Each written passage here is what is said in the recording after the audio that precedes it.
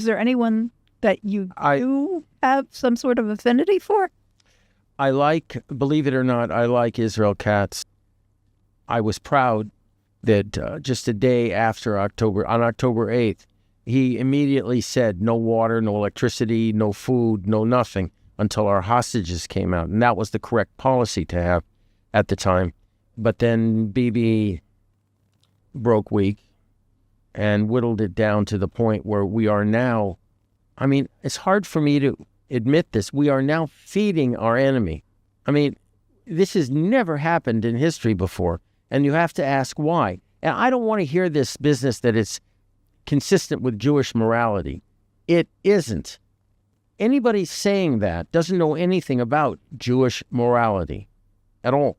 Well, I think also our leaders have had their necks in a vice grip by other countries who. Okay, let me give you an example of that.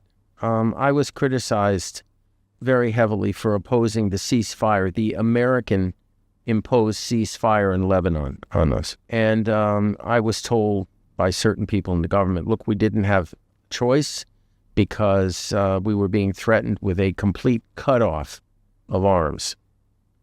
So I listened to this, and the individual telling me this said, you don't believe this? Or what? I said, no, I believe that the Biden administration, as I called it, did threaten us.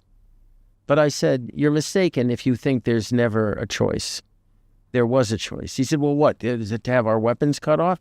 I said, no, let me bring you back to October 1973 during the Yom Kippur War when Henry Kissinger instituted an arms embargo against us. He stopped the aerial resupply of our army at that point to extract diplomatic concessions from us.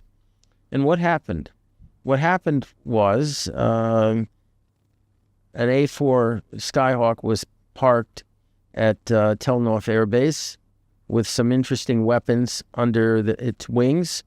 And we told the Americans, take your eye in the sky and take a good look at the airplane that's on that runway.